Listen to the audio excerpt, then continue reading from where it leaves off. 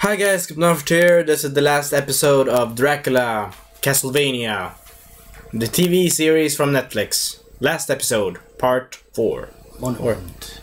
The episode begins with the title Monument. Monuments. Or I suppose, yeah, monuments. Monument. And we have Silent Belmont from the last time, basically saying to the priests, or basically saying to the villagers, you've been fooled, you've basically been fooled, been screwed, and now you're gonna basically pay for it, unfortunately. But I can still help you if you dispose of the bastard next to me here. Which they did, and he's like, yeah, you have not told them, yeah? He's like, you have not told them about the truth, huh? You bastard. So arrives Oh, as well. Dracula's armies is coming and they're like, yay, time to eat some more babies. Yes. Yeah, they're vampires, so don't ask me what they eat, usually. I don't know their diets. Though, to be fair, I really enjoy Trevor Belmont in the scene because he's like, yeah, tell them everything that you have done shit wrong right now. Tell them everything, man. And then he also gets saved by the magic chick here, which was her name again? Ah, the one with the beer. The one with the beer joke. What? Ah, I showed you in the other one. In the other episode, I showed you her name. She begins with an A or something like that. Okay. She's the granddaughter of the Seekers. Yeah, she's the granddaughter of the Seekers. I forgot the name right now. But anyway. The granddaughter's name is Sifa. Sifa. Some Sifu. Man, what? Sifa. Is Sifa? Yeah. Yeah, alright, Sifa. Anyway, she saves Bribe and Trevor Belmont. Sorry, I almost said the wrong name. Anyway, you cannot distinguish them because they are from the same goddamn family, so it's pretty easily to distinguish. Or not. But anyway, she saves him with magic, and she actually reveals that she is one of the magic users of the clan that she belongs to.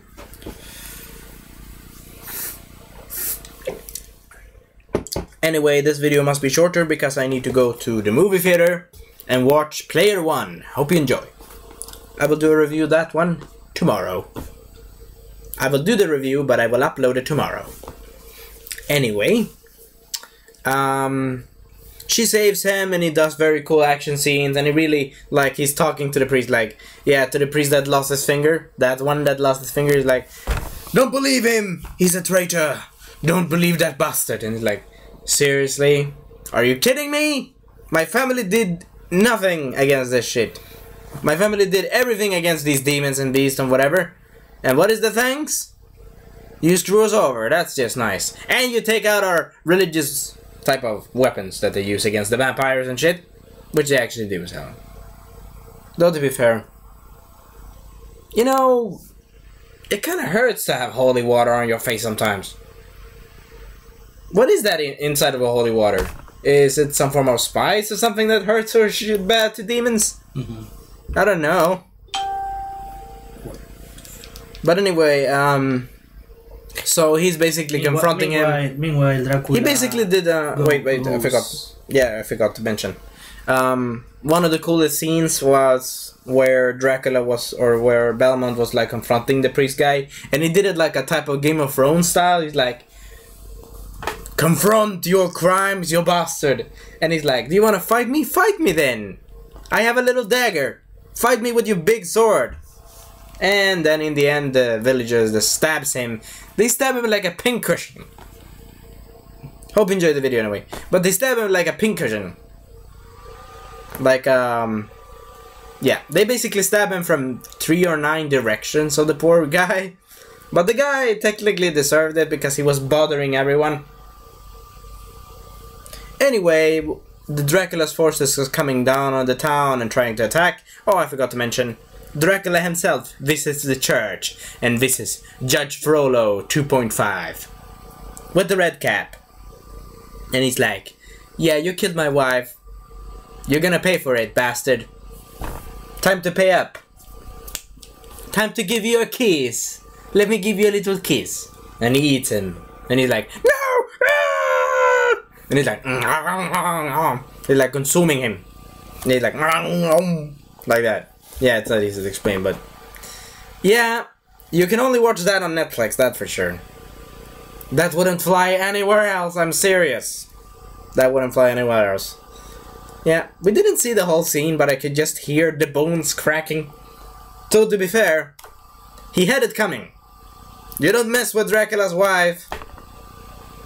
You don't mess with Dracula. It's basically, I just imagine myself right now, I just imagine Dracula being Vegeta, and he's like, time to get some punishment. And the guy is like, why am I lying? Before he died, he said, I am not the one that lies. And he's like, you're lying in the house of God. Yeah, he basically, you know, Dracula said against him in the mouth, like, you're lying, man. You killed my innocent wife. Technically, she was innocent in all of this. Secondly, another question, couldn't Alucard have saved his mother? If he's so old, he can... Yeah, whatever, but I will tell you later on in the video. But the thing is, a plot hole. But, of course, we needed some form of motivation to move the plot. Or the whole story, I suppose, so... But the thing is, Dracula has a point here. I like Dracula in this series, he's pretty cool. Secondly, he's actually like me. Or actually like us. He's like, yeah, you're gonna pay, bastard. But the thing is, if I remember, I think it was his son that mentioned it. Why not punish the man that did the shit? Not everyone else. But of course he's like, nah, stop it, Trunks. He's basically like Vegeta if he was vampire, and he's like, stop it, Trunks, annoying me, sleep. That's what happens in one of the episodes. That's what I just imagine it would be, basically. Anyway, though, pretty cool scene. He's basically talking to the church, or to the priest guy. Actually, it's funny, because the priest guy is going against everything that a priest is. I'm serious. Everything that a priest normally is. He is basically a freaking fake. A fraud, I suppose. The character in the story, I suppose. Yeah, the villain. Judge Frodo 2.0. With a red cap, of course. He gets his comeuppance, and everyone else suffers for it, unfortunately. Wah, wah, wah. Though, to be fair, what did Dracula say more? Yes. Yeah, he said, how can you lie in the house of God? That's funny, because he's lying in the house of protection where he needs to be protected. And wait, he also did that. He also said that God is with me. The Judge Frodo said the God is with me. He said, oh yeah, yes, but the vampire said the God is with me, not with you, asshole. Though to be fair, very good performance, Dracula. Very good performance. Very good performance, everyone that did the show. Very good performance. 10 out of 10, no questions asked to that scene. It's a bit like Shakespeare, except a bit more ironic and funny. From Dracula's part, of course. So what happens next is Simon Belmont and our granddaughter... Sifa. Yes. Yeah. We call her the granddaughter of the Whispers. Or the granddaughter of the Seekers. Much easier, much less problem. Anyway, they fight in the town and they do really cool action scenes, and they actually killed the vampire guy that actually... Oh, the big, we should call it, the blue big bat vampire eyes that has 6 eyes of blue eyes that ate the priest 2 seconds ago. They kill him and he's like, I will send my armies, nothing will stop me to send you to hell. And he died, slashed by holy water. With a whip with holy water. My question is this. I have a question for the Simon Belmont family. You must be very ingenuitive, or how do we say that in English? How do I say that? You must be very smart. Really very smart if you combine leather, special holy water, and special other shit to kill the vampires and monsters that can slice a vampire demon that is bigger than my French bulldog. Triple bigger, and slice him in the face without a problem. Secondly, Simon Belmont, or no, Trevor Belmont your mom must have learned you to use that whip very good. Because you slashed those bastards like they were a little paper, thin paper. Like they were, let me show you this. By a little plastic thing here. Like they were this into this. Boom. Like they were small sand pieces. Or like they were glass. Nothing. Anyway though, pretty cool action scenes, really enjoy that. And then they do some acrobatic fights. Or some acrobatics in... actually, I forgot to mention. In the whole town, they had only one good priest. And he was the funny guy. Or he was the more of the nerd. He was kind of the nerd priest. But at least we have a good priest. That's at least something out of 300 priests that were assholes. Though to be fair, the easiest distinguish of the good priest was normal priest outfit and a normal necklace piece. And he actually did good holy water. And actually, I like this quote of Simon Belmont, or Trevor Belmont again. I like this quote of Trevor Belmont.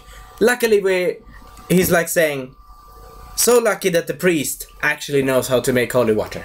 Thank you, we have a good priest in this town. To be fair, it was cool. You know, give some spot to the villagers and shit.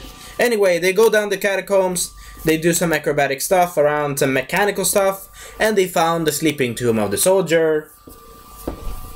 And they talk about it, and we get one of the cool action scenes with Alucard, the son of Dracula, fighting like he does.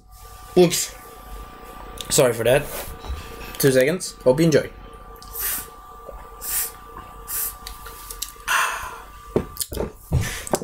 Fighting like a badass, like from Symphony of the Night. Very cool. Also, I really enjoyed the work you put in. Now this is actually for the guys at Channel Frauderator. Really good job with the animation. 1000 plus for that shit. You did really good on that. Please continue next season. Please. We need more. I am craving for more. It's funny. The funny thing is, I've actually never played a Castlevania game, but I understand the plot. That's funny. Though I've heard about the Castlevania series. Though I really enjoyed what they did with Alucard actually. I have a picture of him in the computer somewhere, but I don't know where. But I really enjoyed his fighting style with the sword. His sword looks like a Gondor sword from Lord of the Rings. Pretty cool. And he's badass. He's like, what do you have on me, Simon or Trevor Belmont? And Trevor Belmont is like, seriously, check. And she's like, no, he's the good guy. And he's like, lady, my family has been fighting against vampires and monsters for generations. Let me handle the shit. He's like, I'm handling this crap now. And he's like, are you not Dracula? He's like, yeah, I'm killing you. And then they're the... sorry, my throat again. And then they're doing the fighting again. And he's like, can you prove that you are a good character? Or can you prove... Basically, this is the final boss. And we prove if he's going to be an ally or a villain. And he falls in the latter category, which is ally. And he talks about that his father and he is Alucard. They call him Alucard. But what was his other name? Yeah, we call him Alucard. It's Alucard. Yeah, it's Alucard. And he looks pretty cool. He looks pretty beautiful, actually, after he got a big scar in the chest. Seriously. Like, that's a big scar. Secondly, pretty cool fighting moves. We had a whole good fighting choreography. Fighting with the whip, like, whipping. But also, it was an interesting message. The interesting message was, they're bound by their family's obligations. What was it? You know, Alucard said it best, actually. He said it, we're bound by our family's obligations of doing what we needed. But maybe they didn't need to change, you know? They don't need to follow the same soup. They don't need to follow the same recipe. That's kind of good. I really like the message, and they had the message when Simon Belmont's whip on the ground, I think it was. It was on the ground on the chamber, so... Also, He also promised his mother to kill Dracula if he would go cuckoo, which he has basically gone. So it's basically like, you know, Trevor Belmont, and I really like the chemistry between Trevor Belmont and the Seeker daughter. Yeah, the Seeker. Sifa. Yeah, daughter of the granddaughter. Yeah, granddaughter. I like her sarcastic side. Also, I like Trevor Belmont. He's funny. He's serious. He doesn't take shit. Secondly, I like Alucard, but we would need to see more of him. We need to really see more of him. Secondly, he is basically like Trunks in a way, because Vegeta is basically Dracula in this case. Unfortunately, though, Bulma is then dead in the show. Then, if it was that, of course, Vegeta would never accept that shit, and I understand that. But anyway, it's not about those characters. Sorry. Anyway, I enjoyed the chemistry between Dracula. I didn't think that Dracula was wrong in his actions. Though he was with killing small children. That's kind of douchey. Secondly, he just could have killed the priest. But we need an... That's not Castlevania for you. Castlevania is a lot of scale. A lot of stuff. If you think about it, if he had killed the priest and saved his wife, it wouldn't have been a show, so... You win, you lose something, as they say. But anyway, I enjoy the characters, and the characters end up and like, yeah, we need to fight against your father, so they decide to team up and do team cool vampire slayers or something like that. And the show ends right there when they go out in action. Yeah, please make at least 23 episodes. At least. This was too small, too good to taste. It's basically, you give me chocolate cake and you let me get more 4 pieces and eat 4 pieces, and then you remove the cake, you throw in my eyes. You basically do Simon Belmont whip on my ass and remove the cake, and I'm like, no, I want more cake. No, you bastards. But anyway, hope a season 2 comes out. Oh wait, they have actually confirmed it, so it's no problem. I can wait how long it needs to be. I don't care. I will wait. How many? They're gonna release it soon, guys, but yeah, I don't care if I need to wait a year. I don't care. I really don't care. In the meantime, I will watch movies, whatever, and even play the video game, so that's gonna go fast. We see you next time for the next review of Castlevania Season 2, maybe. Bye bye, Ad Wiedersehen.